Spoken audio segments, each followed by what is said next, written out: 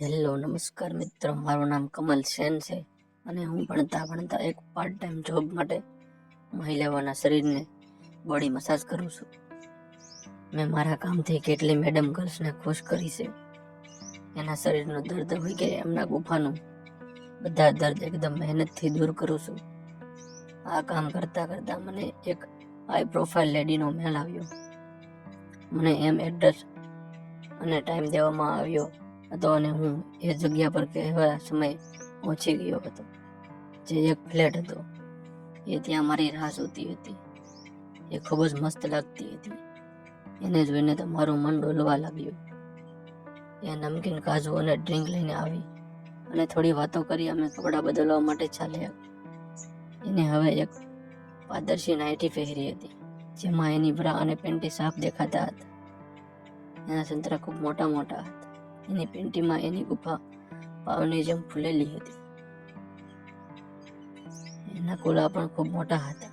લગભગ એનો મારા આવવાની પહેલા ડ્રિંક રાખી એટલે એ થોડી નશામાં અને બોલી, તારું કામ ફટાફટ ચાલુ કર. આમ કહીને એને એની નાઇટી કાઢી નાખી અને એક મોટા ટેબલ પર સૂઈ ગઈ. મેં મારી પેન્ટ ઉતારી અને મારા હાથમાં તેલ લઈને એના કમરથી મસાજ ચાલુ કરી નાખી. મેં ટી શર્ટ અને નીકર પહેરી રાખી હતી. એમાં મારો 8 ઇંચનો પોપટ હવે ફૂલવા લાગ્યો હતો. મેં એના બ્રાના હુકથી ખોલી નાખી અને એના નાજુક અને પાતળી કમર મારી માલિશ કરવા લાગ્યો. પછી મેં મારો હાથ એની પેન્ટીની પાછળથી નાખ્યો અને એના ફૂલ્લા મસળવા લાગ્યો. એ બોલી, પેન્ટી કાઢીને સારી રીતે માલિશ કરને. મેં એની પેન્ટી કાઢી નાખી અને એના ફૂલ્લાને પ્રેમથી મસળવા લાગ્યો. મારો પોપટ 90 ડિગ્રીના કોણમાં ઊભો થયો. એ મારા પોપટ પાસે એટી કેટી નશીલી આંખોથી જોઈ રહી હતી. મારા હાથ ધીરે ધીરે એના ગુફાની આજુબાજુ સરકવા લાગ્યા. એ ખૂબ જ ઉત્તેજિત થઈ ગઈ અને હસી, આ મજા આવે છે, હજી કર. એને કહ્યું, પાછળ ખૂબ થઈ, હવે આગળ પણ માલિશ કર. હવે એ સીધી થઈને સૂઈ ગઈ. એના મોટા મોટા સંતરા અને એની ખુદની ગુફા મારી સામે હતી. હું વધારે તેને લઈને એના સંતરાને મસળવા લાગ્યો. મને જીવનમાં પહેલી વાર આટલી મજા આવી હતી. એ ખૂબ જ ગરમ થઈ ગઈ હતી. એને એક હાથ મારા પોપટ પર રાખ્યો અને નિક્કર ઉપરથી પોપટને દબાવતી હતી. એ બોલી, કમલ, તારો પોપટ તો ખૂબ મોટો છે. મેં કહ્યું, હા મેડમ, એ તમારી સેવા કરવા માટે પણ તૈયાર છે. એ બોલી, ઠીક છે, હવે મારી ગુફાની સારી માલિશ કર.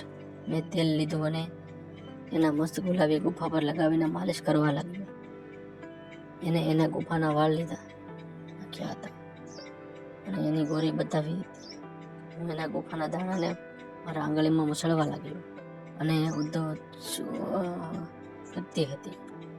મને પણ મજા આવતી હતી અને એને મારી નીકર નીચે કરી અને મારો પોપટ હાથમાં પકડીને એના મોંમાં લઈ લીધો. હવે એ મારા લાલ પોપટને ખૂબ પ્રેમથી સૂચતી હતી. હું એક હાથથી એના સંતાનને દબાવતો હતો અને એકથી ગુફાને મસલતો હતો અને એ જોર જોરથી મારો પોપટ સૂચતી રહી. મેં વચ્ચેની આંગળી એની ગુફામાં નાખી અને અંદર બહાર કરવા લાગ્યો. એ મસ્ત થઈ એને બોલી, કમલ, હવે ના તડપા મને જલ્દી ઠોકી નાખ. આ તારો જાડો અને લાંબો પોપટ મારી ગુફામાં નાખ હવે અને મારી પ્યાસને બુઝાવી દે. મારું મન પણ એને ખોદવાનું કામ કરતું હતું. મેં એના બંને પગ પહોળા કર્યા અને એના ફૂલ્લા નીચે ઓછીકું રાખ્યું.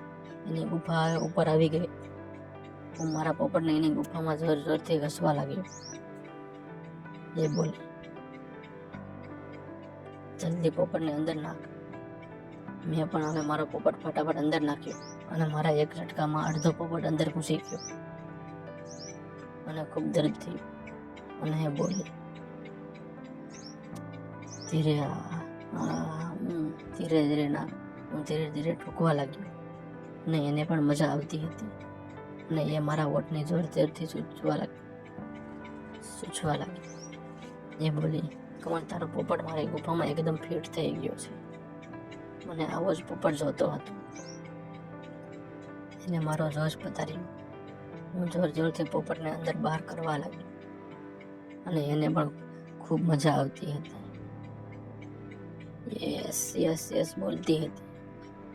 રાજા, ખૂબ મજા આવે છે. આજે તો મારી ગુફાને ઠોકીને તો હોલ બનાવી દે. ઠોક મને ખૂબ જ જોર જોરથી. Yes yes. એ નીચેથી એની ગોળને ઉછાળવા લાગી. હું પણ એને ગુફાને જોર જોરથી મસળવા લાગ્યો અને સૂસવા લાગ્યો અને એને ખૂબ જ જોર જોરથી ઠોકવા લાગ્યો.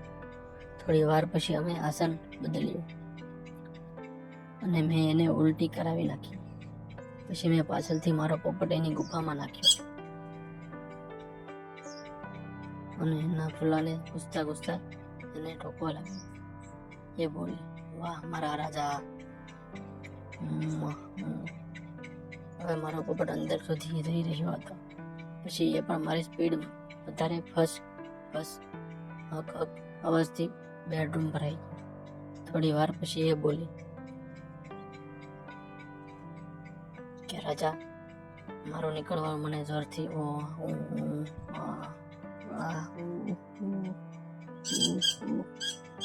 એના સંતરા ખૂબ જ જોર જોરથી ઉછળાતા હતા. મેં એની કમરને પકડીને થોડી વાર ખૂબ જ જોરથી ધક્કા માર્યા અને પછી મારા પાણીથી એની ગુફા ભરી નાખી. એ બોલી, વાહ રાજા, આજે તે મારા ગુફામાં અમૃત વર્ષા કરીને મારી ગુફાને શાંત કરી નાખી. એને મને ગળે લગાવ્યો અને મને જોર જોરથી પપ્પી કરવા લાગ્યો અને મારા પોપટને પણ પ્રેમ કરવા લાગ્યો. પછી અમે ડ્રિંક અને એક નાસ્તો કર્યો. પછી એક વખત ખોદકામ કર્યું. એને ખૂબ જ અલગ અલગ આસનમાં ખોદી અને એને ખૂબ સંતુષ્ટ કરી. મને પણ આવી ખોળની માલની ખોદીને ખૂબ મજા આવી. એને મને 5,000 રૂપિયા આપ્યા અને પાછા મળીશું કહીને બાય કર્યા. પછી ભણતર માટે કમાઈનું આ એક સાધન હતું. આમાં મારી પઢાઈ અને ખોદાઈ બંને સારી ચાલતી હતી. મારી મસાજની મેડમને ખુશ કરી હતી અને મને જરૂરત પૂરી થઈ જાય છે. જો તમને વાર્તા પસંદ આવી તો વિડીયોને લાઈક અને શેર જરૂર કરજો.